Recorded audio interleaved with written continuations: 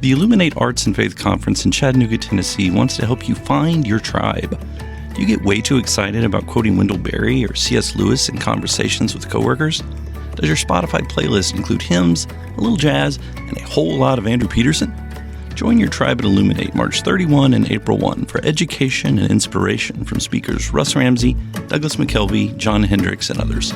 Find a complete list of session topics and ticket information at southern.edu/illuminate. In 2024, I set out to meet as many poets as I could and spend an hour with each one. I got more than I bargained for, more insight, more clarity, more hope. It's proved to be one of the richest highlights of my life. 17 writers, 17 deeply human conversations that made me sit up and pay attention. Franz Kafka once said, if the book we're reading doesn't wake us up with a blow to the head, what are we reading for? A book must be the axe for the frozen sea within us. And that's what I hope this new book will do. I hope it wakes us up, my friends. I hope these conversations will be the catalyst for something to be reawakened, re-enchanted, and reinvigorated. It's called An Axe for the Frozen Sea, Conversations with Poets About What Matters Most. I'm Ben Palpin, and I hope you'll come and listen in as I spend a little time with poets like Lucy Shaw, Malcolm Guite, Dana Gioia, and Lee Young Lee. Pull up a chair at the table as we dig into what it means to write well and to live well. An Axe for the Frozen Sea is now available from Rabbit Room Press. Visit the store at rabbitroom.com, or better yet, ask about it at your favorite bookseller.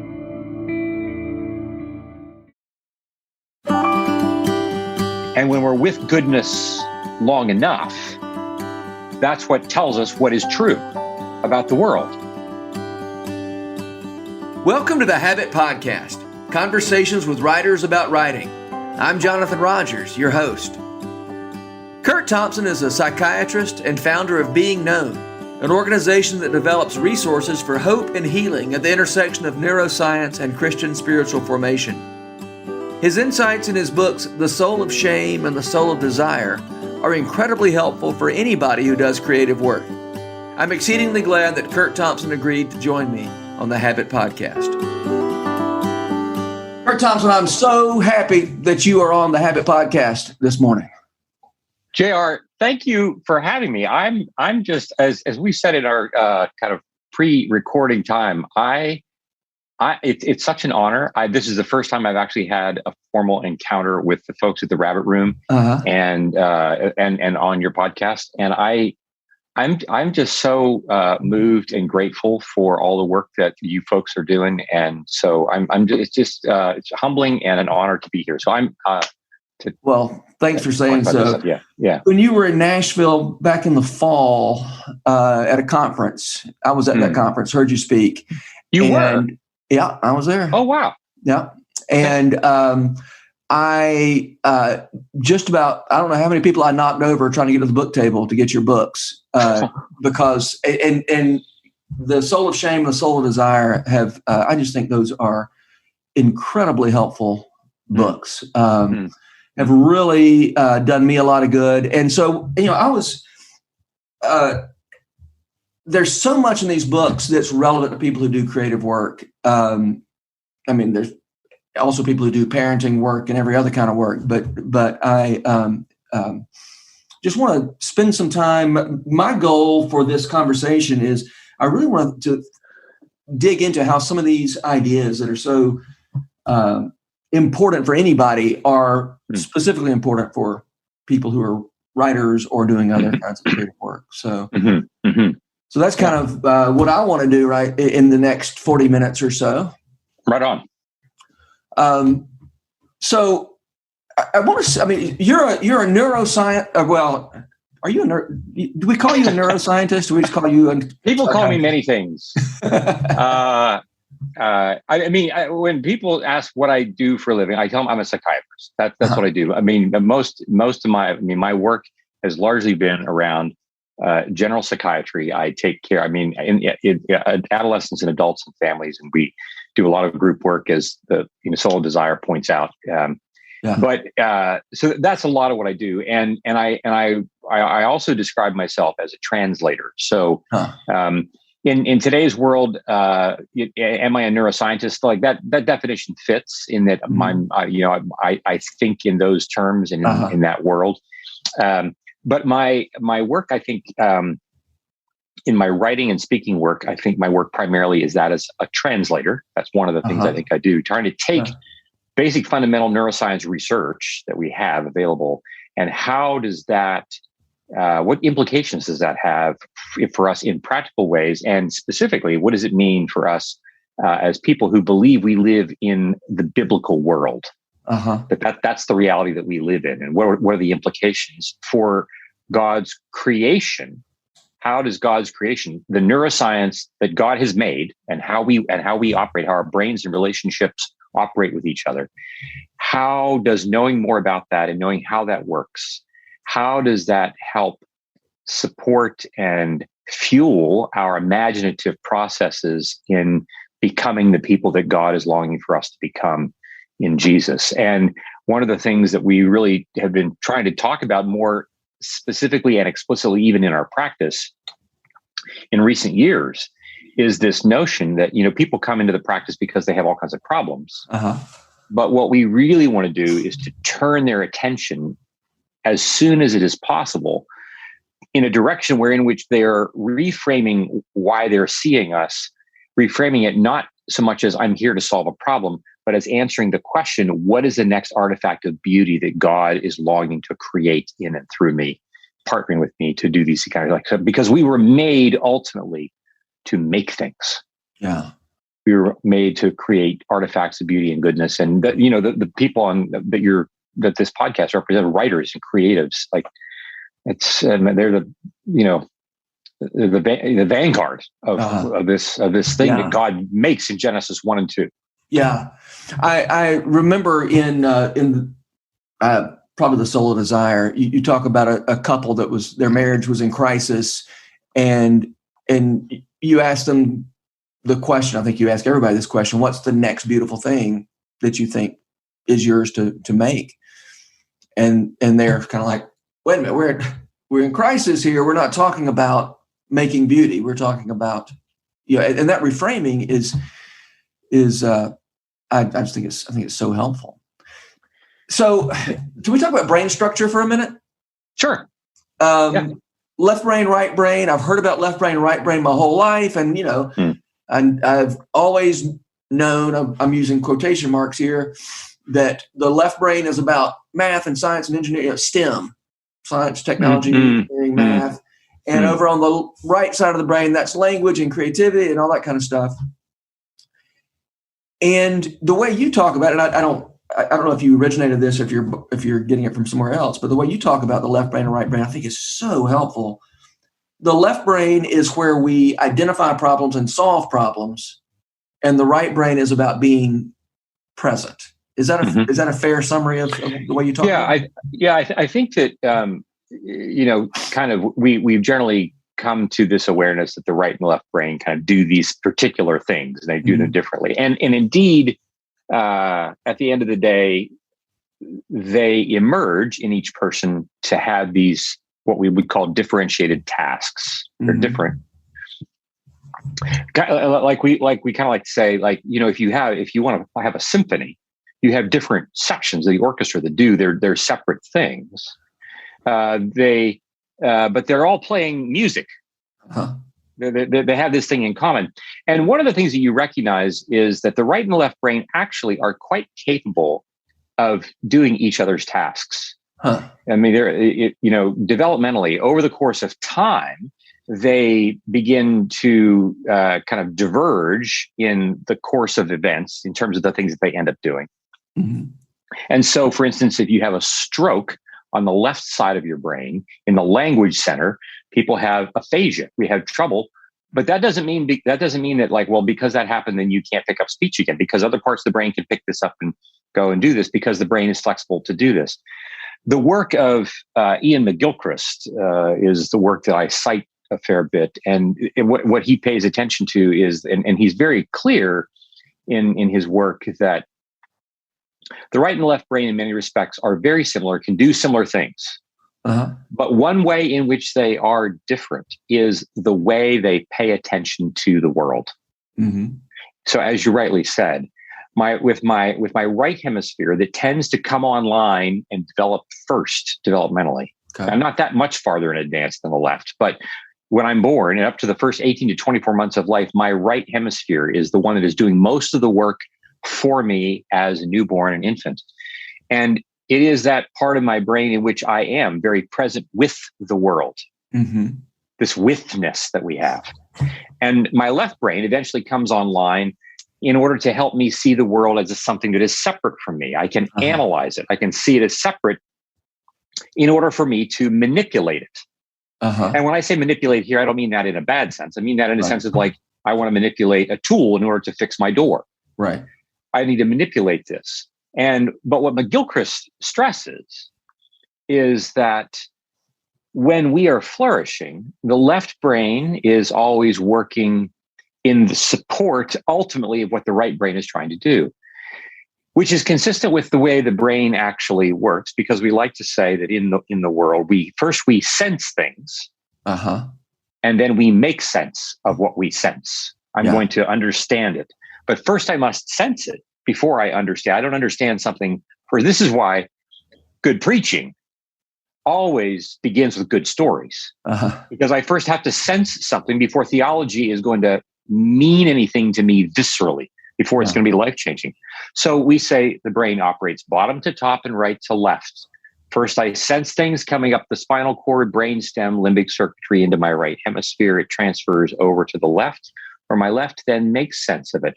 And it makes sense in order to support the then ongoing notion of coming back to being with you. Yes, I need to know how to fix my flat tire, but it is so I can fix my tire to go pick up my wife at the airport because I want to be with her. Yeah. And what McGilchrist also points out is that unfortunately in our world, and he says that since the Renaissance, it's really kind of been moving in this downhill trend. But we might say that from the Garden of Eden, it's been doing this sense that God wants us, this is how God has made us, bottom to top and right to left. First we sense, and then we make sense of what we sense in order for us to more fully live in the sensing.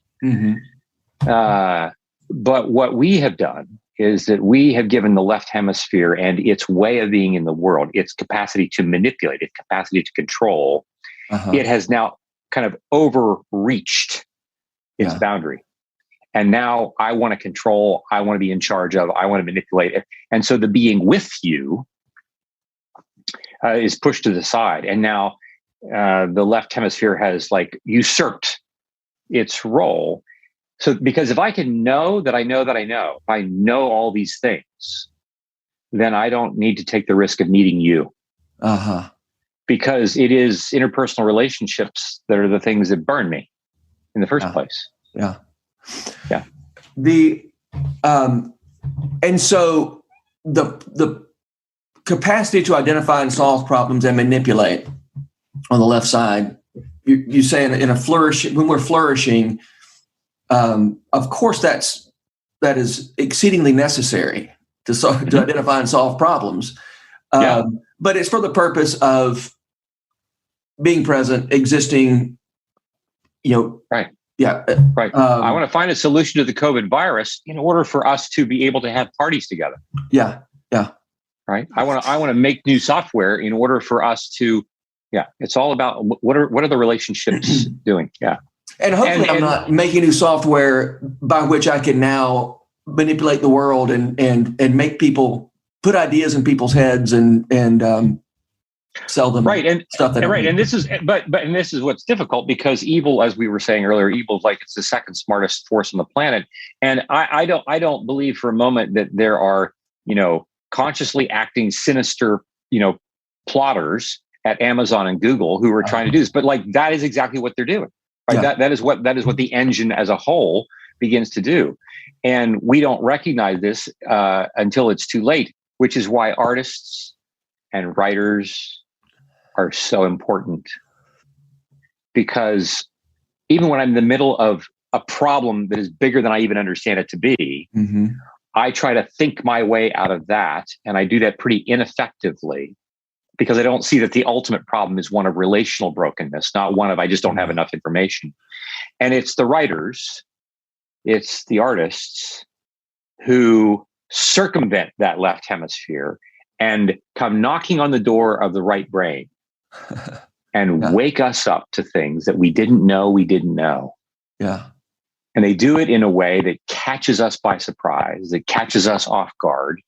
But when we are caught by that, we know literally in our very solar plexus that something about what I'm encountering is true to the world. Yeah. That no amount of extra information is necessarily going to be able to compete with.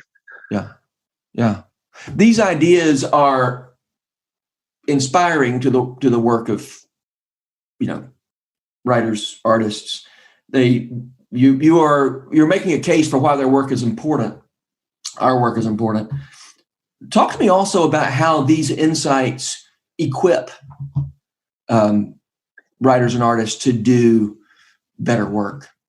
I often talk about storytelling and writing in terms of problem solving, right? You're solving, you've got a narrative problem, you apply your creative thinking to it, you solve the narrative problem.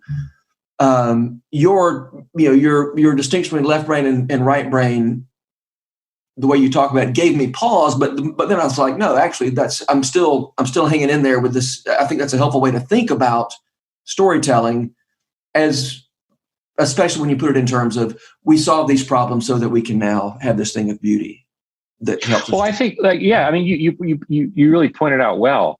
So if I want to write a novel or a short story, I long for that work of art to ultimately do the very things that we're talking about. Yeah. But in order to pull that off, like writing a good short story is really hard work.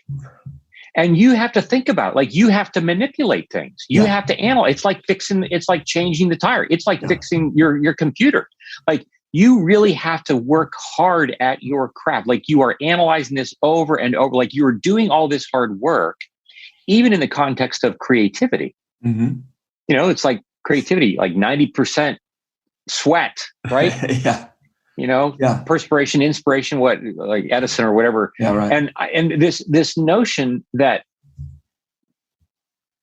for artists, what I would want them to know is that the hard work of their craft, it leads to giving people the opportunity to have that encounter. That is not going to happen if they're not willing to put in the hours and the sweat equity and all the elbow grease of whatever the particular skill set is that they have to put into. Yeah, which is crucially important. And I also think it's important to know that when we talk about if I'm writing, it's not like, I sit down and I do 2 straight hours of only left hemispheric work, right? I mean, the brain's not working like the right and the left brain are talking to each other constantly, back and forth and back and forth and back and forth. And at one level, there is the part of me that is attuned to the task at hand, the manipulative work at hand, but it is always in conversation with. It's always in the background. It's always no. You're writing a story. The general story that I'm with and that is with me is always informing, always circling back around to inform the task at hand. But one of the beautiful things about the Rabbit Room is that it creates a place where people can come together, right? People come together because if I'm a writer, if I'm really serious about my craft, I'm going to know that my craft is really hard to do. Yeah. And when I want to throw in the towel because I can't, because I'm stuck or because I'm whatever, giving me more information. Go, Curt, have you tried this? Have you tried this? Have you tried this? Is not going to be nearly as helpful as what it's like for me to be in a conversation with another writer who says, sometimes this just sucks. Yeah. Sometimes this is the hardest thing I've ever done. And it's in that moment when our right hemispheres are connecting empathically with each other. And my sense of distress about not having enough information, about not knowing what to do, my sense of distress is lowered. Yeah. Because of the withness of someone.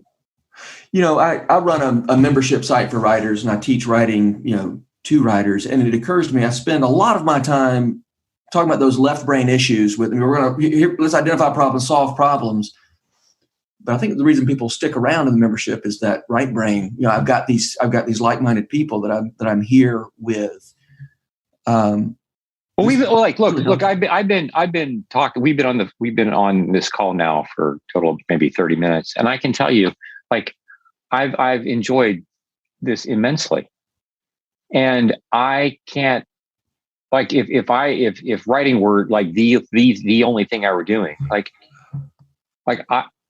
I mean, of course, getting good information for you would be important, but like, I would want to be in the room with you. I would want the information primarily. The information, in many respects, is really just a conduit through which I get to be in the room with you. Huh. Yeah. We think that I'm in the room with you to get the information, when actually the way we are wired is I really need the information in order to get in the room with you.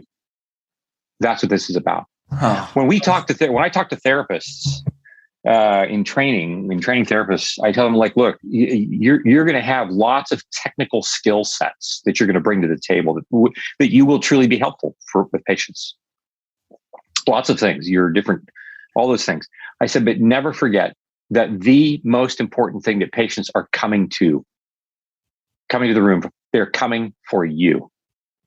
That's what they're coming for. Wow. And do they know that's what they're coming for? Heavens no, because nobody knows. No, if people actually knew that that's what they needed, like, psychiatry probably would be out of a job, because we would be, we would be doing the things that we know that we actually need, which is connection, right? Yeah. And not just connection for the sake of connection, but connection that pushes us to growth. Yeah. Right. I don't just need empathy. I need you to say to me, I really understand. And now let's get up and go do this. Yeah. Right. It's Jesus and, the cripple at the beautiful gate. Do you want to be healed? Do you want to walk again? Yeah. And he's like, he doesn't get the question, right? He won't answer his question. Yeah. Right? Jesus is like, he's all about healing, but he's about moving this guy in a different direction. Yeah. And sometimes I'm just like, it's like, I also think about the woman with the hemorrhaging, right? The woman with the bleeding problem. And, her plan is that I just need to be healed. Yeah. I just touch the hem of his garment and I'll just like slink back into the crowd and I'll be fine. And he's having none of it. Yeah. Right. And he's like, oh, that's part one of the healing. Now there's part two of the healing, which is I have work for you to do. So we're going to first we're going to, who, Sharon, where are you? Yeah. Yeah. One thing you say in the book, I can't remember which one, is that God doesn't see us as a problem to be solved or as a broken thing to be fixed. And now I can't remember the second half of the sentence, but as like beauty in process or something like that. Yeah. And yeah, I think that's a really, that insight is something I need to maybe cross stitch and put on the wall. Yeah. It's really hard. I mean, this whole notion that, we are his workmanship. Mm-hmm. As Ephesians, that we are his workmanship, that he is a craftsman. Uh-huh. That, just like the Genesis writers are just like, it's just mind blowing how beautiful that story, oral tradition would have been given. And then it's written. This whole notion that, they don't open, the Bible doesn't open with an explanation of who God is. Yeah. It opens with a scene of somebody making stuff. Yeah. It's like, the movie opens and you come around the corner and the door opens and there you are inside, the furniture maker's shop, And that's how the movie opens. Like and they don't say, we're now about to show you that God is a woodmaker. Yeah. No, they just show you that this is what God's up to. And part of that is like God said, we're going to make things that are like us. And the text doesn't read. And so therefore this means that people are supposed to then also make wood pieces and make silver and da. No, it just shows it. Like it's like a beautiful, like they're great. They probably came and talked to you about how should we write this. Yeah. You said like you want a great plot and you want all these things, but you don't want to. You just want to show. You don't want to tell too explicitly. Yeah. And this whole notion then that we were made to make things, so that yes, we are His craftsmanship, and we are to echo that. Mm-hmm. Yeah, in everything that we do, and not just in those things that we designate as the natural creative domains of the world. Sure. Right. Yeah, right. I mean, any way we're telling the truer story is a act of creativity. Yeah. In as you said to the married couple, what beauty do you want to make in this marriage? Right. Yeah. I want to talk about a passage that's related to what you were just saying. You say being loved by God readies us to make as God has made us and the world around us. We're created to be known in order that we might further steward and create beauty, which in turn cycles back to deepen the relational process of being known. So being loved, knowing that we're loved, spurs us to creative work. Mm-hmm. Being known, and you're not, are you in this situation, is being known and being loved, are those synonymous? Are those interchangeable? Right, I would say so in my language, because the being known piece for me comes out of 1 Corinthians 8 and then 1 Corinthians 13. In that day that we will know even as we are fully known. By being loved, and that refers this notion of being seen, soothed, safe, secure in the way that we talk about that. So, yeah. Okay, so you're talking about a cycle here. We're created to be known, mm-hmm. that we steward and create beauty, and that cycles back to deepen the natural process of being known. Can you? Mm-hmm. There's something about that cycle that I know it's right, but I can't quite get the. Can you just talk more about that cycle of how being known makes us more prepared to do good work? So somebody. I mean, I don't know. If it was Andrew or whoever it was that, formed the rabbit room. But in relationships, like Andrew and you all, like you knew it, you have some sense, you're known by each other. And you're like, let's do some creative work. Yeah. And so you do creative work and you create a thing called the rabbit room. And out of that rabbit room, things start to emerge. Every moment holy. Yeah. Other things. And that creative work now has people saying to me, hey, Curt, do you know about Every Moment Holy? Yeah. And this creative piece, like, it's like a beautiful sunset. Like I'm going to say, JR, like you come here, like you got to look at this. Yeah. Beauty naturally draws us in such a way, not just to the beauty, but to each other. And the beauty itself, the creative act, the books we make, the movies that we make, the music that we produce, the poetry, it creates the opportunity for, like, the beauty itself becomes a conduit by which I'm even more deeply known.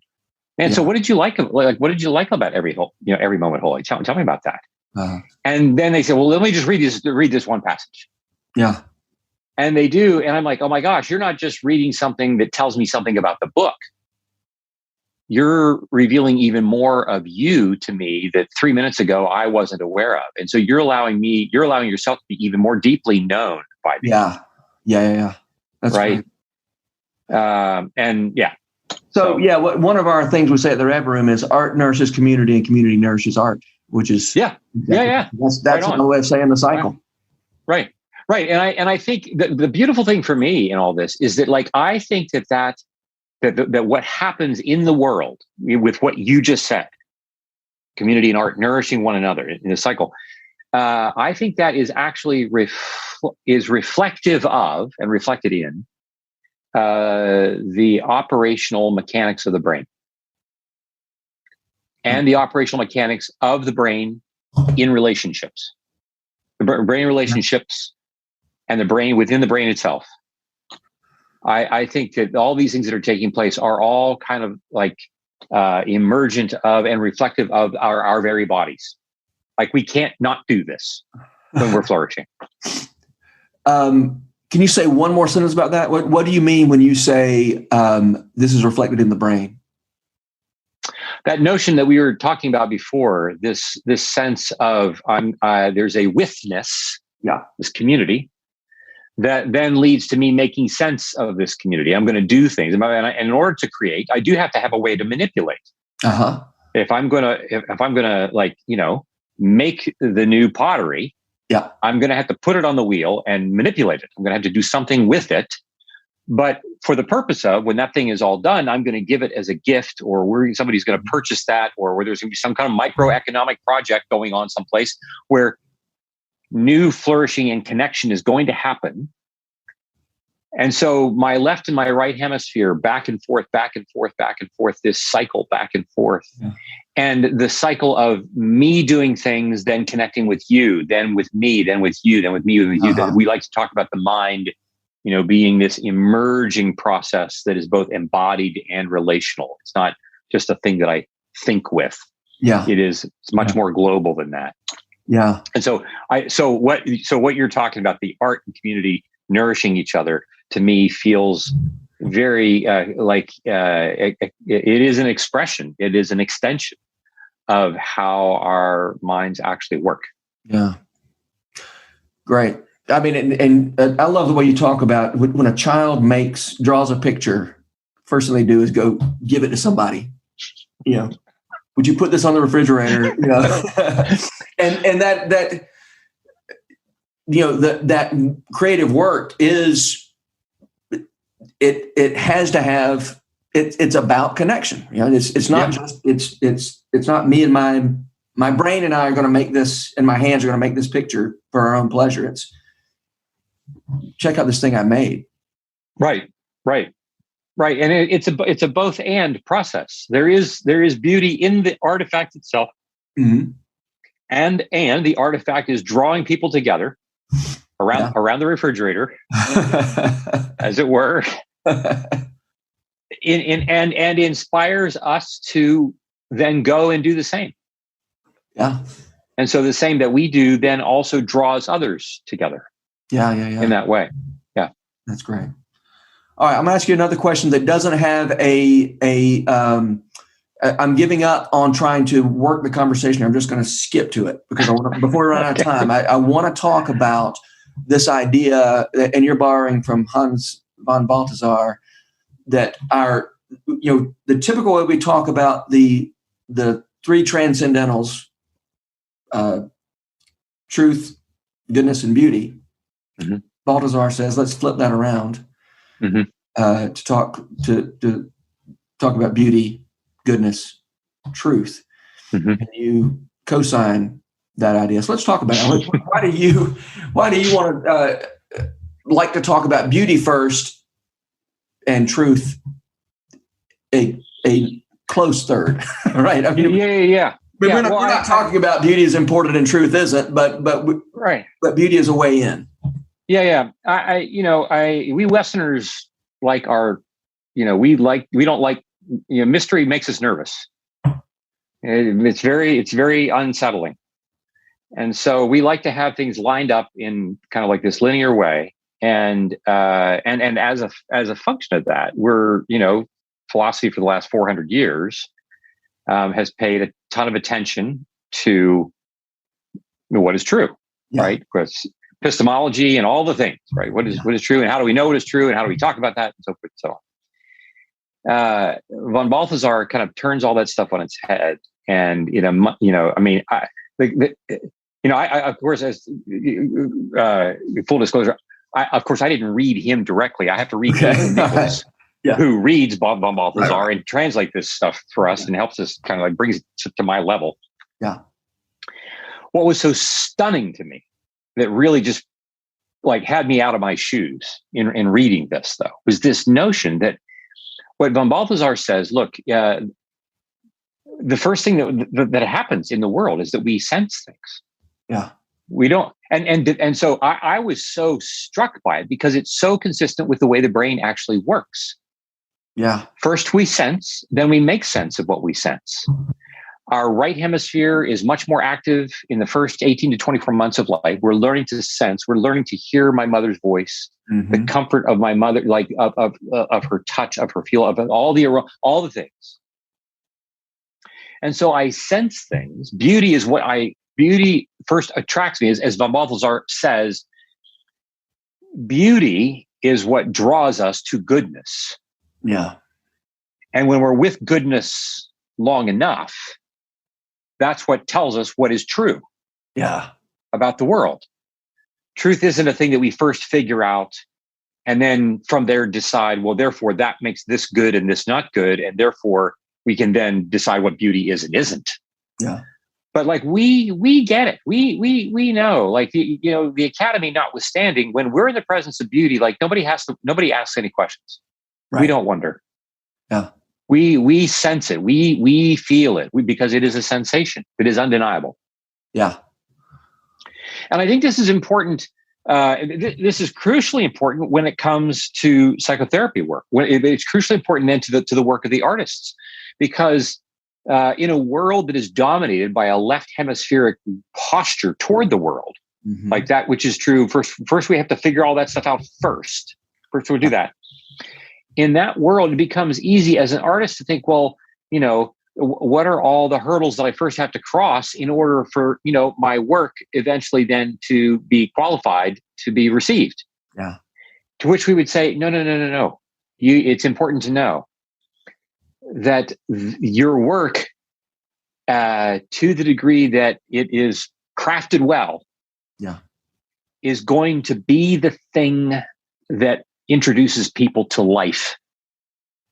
Only afterward will they then make sense of it in a way that is consistent with the true way that the world actually is.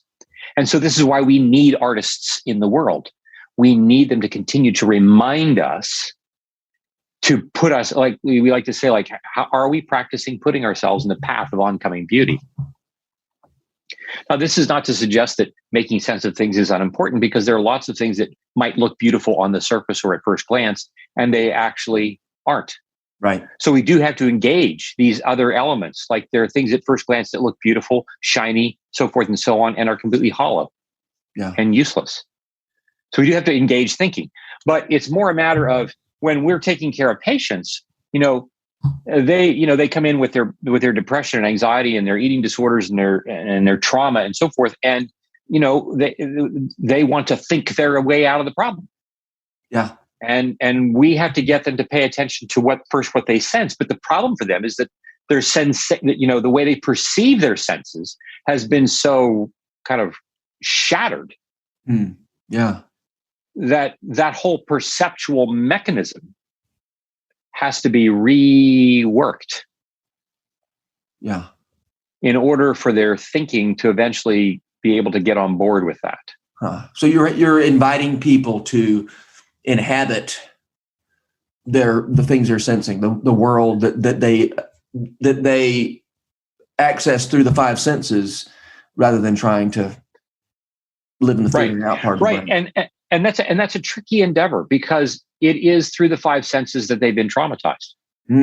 Like my trauma isn't an abstract, logical, linear precept. Like it is a felt physical thing. And if you're inviting me to pay attention to what I feel, and to do that in the context of this therapeutic relationship, my brain remembers that it is in the context of some intimate relationship that I was traumatized in the first place, and I'm not stupid. So even though this is the path to healing, it's fraught with danger for me. Yeah. Again, which is why artists can be so helpful. Because if I say to someone, I just want you to listen to this piece of music, and I want you to read this short story. or I want you to just sit with this painting. I don't want you to analyze it. There's no right or wrong. I just want you to be with it. Yeah. Tell me what you start to sense. Tell me where you sense it. Like they can be with a painting, because a painting on the wall, it's like it can't do much to hurt you, right? Yeah. But if they start to pay attention to it, the painting, real beauty. When you look at one of Mako Fujimura's paintings, like real beauty, when you look at Mark Rothko's paintings, real beauty will start to speak to us, because this is what the creation does.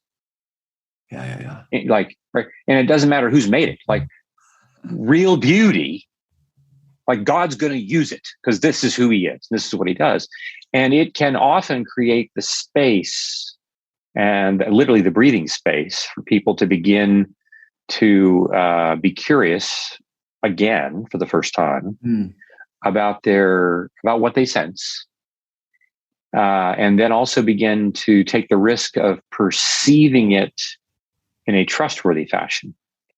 Because of course, they trusted their sensations before, and look where it got them. Yeah. You talk about putting ourselves in the path of oncoming beauty. Why did you choose to talk about putting ourselves in the path instead of pursuing? Tell me about that choice of phrasing. Instead of me pursuing beauty, I'm like the basketball player who's going to trying to draw a charge from beauty. Yeah, I love that. That's great. I think it comes. I get it.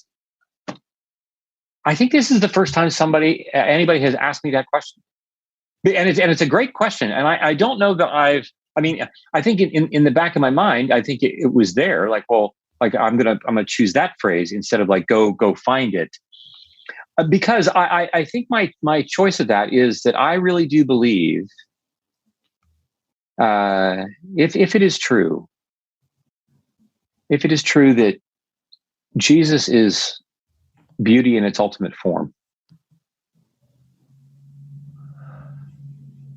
I didn't have to go find Him. Yeah. He came for me. Yeah. And even blind Bartimaeus put himself on the path. Even the woman who was hemorrhaging, she was going to be on the path of where He was coming. The Roman centurion, the priest who has the sick daughter, the Roman centurion, like they find out where this guy is, and they're going to put themselves in his path because it's coming. And I think we don't imagine that God is coming for us. Yeah. We imagine, like many Eastern, like I have to go find my guru. Yeah. I have to go do the choosing. I have to go find God. Christianity is about God coming to find us over and over and over and over, and never leaving the room. Yeah. Never leaving the room. And my problem is, like, I think I have to go find Him.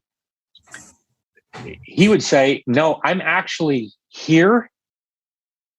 You've been avoiding me. I've been, I just want you to be on the path because, like, I'm always coming for you. Yeah.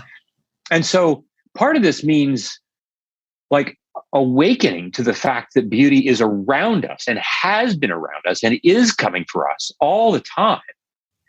We're just asleep. Yeah. I'm just not paying attention to it.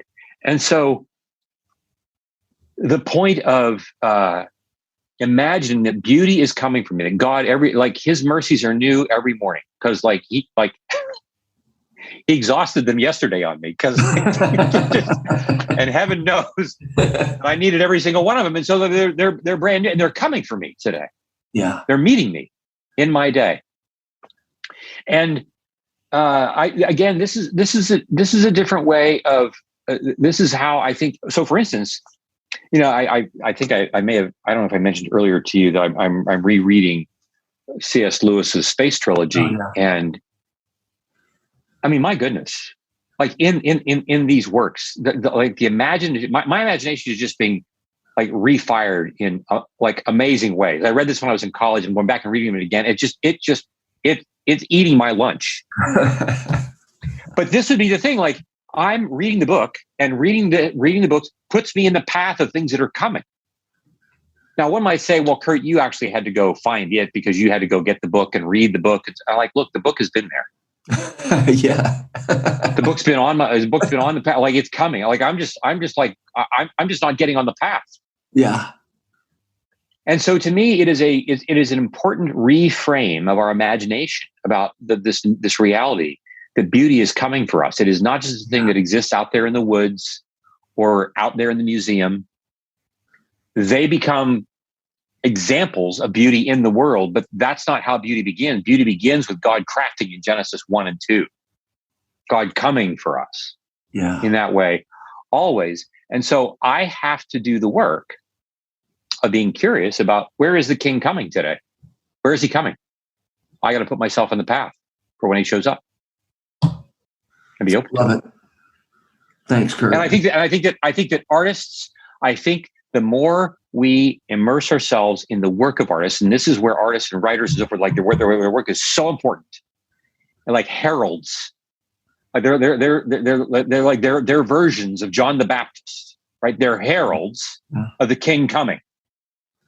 And when we make a practice of immersing ourselves in beautiful artwork, all of that means, we're doing what we're talking about, and in so doing, we activate, we fire, we till the soil of our imaginative processes, such that when I put the book down, when I put Flannery O'Connor down for the evening and get up the next morning, and her words are banging around in my head, I sense and see something in the grocery store.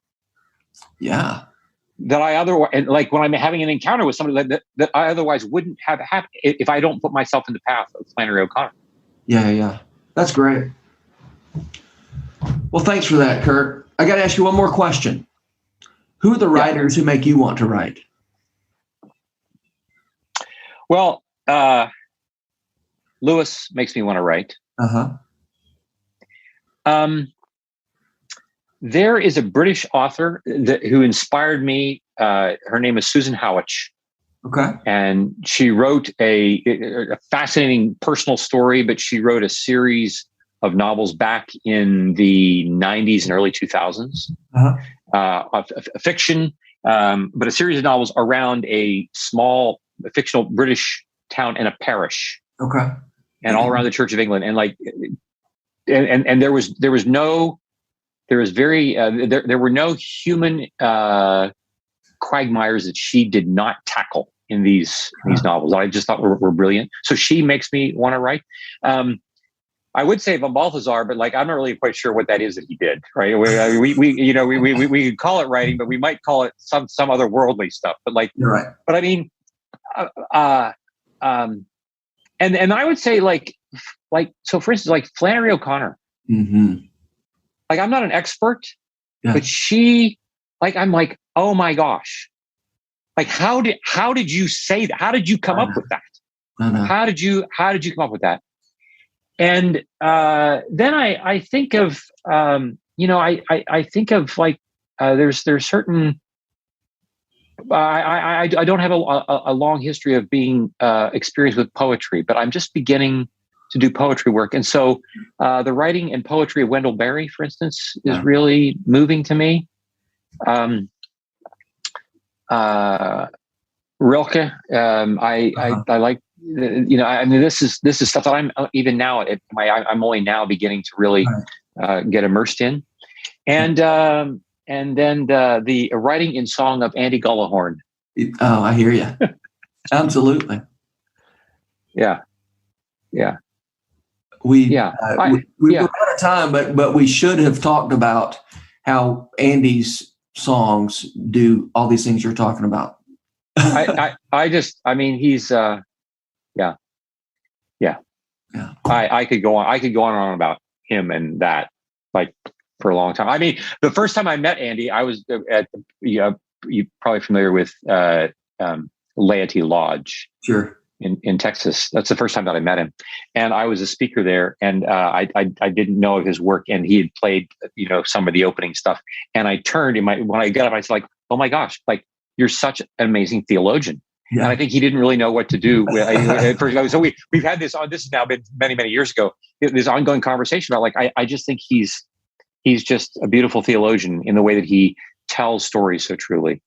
As when we get off, and there will be other writers that I think about that have been so inspirational. Walter Brueggemann being one. And he writes about theology. He writes about other things, but like I just love the way he writes. Yeah. All right. Well, we better wrap it up there. I feel like we could talk all day, and I wish we could. Right on. But thank you so much, Curt. This has been a great way for me to spend pleasure. 45 minutes. So right on. Me too. Thank you. The Habit Podcast is brought to you by The Rabbit Room, where art nourishes community and community nourishes art. To check out more of our podcasts, visit rabbitroom.com/podcast. Our work at The Rabbit Room would be impossible without the generous support of our membership. If you'd like to learn more about membership at The Rabbit Room, visit rabbitroom.com/member. And thanks for listening. The Habit Membership is a library of resources for writers by me, Jonathan Rogers. More importantly, The Habit is a hub of community where like-minded writers gather to discuss their work and give each other a little more courage. Find out more at thehabit.co.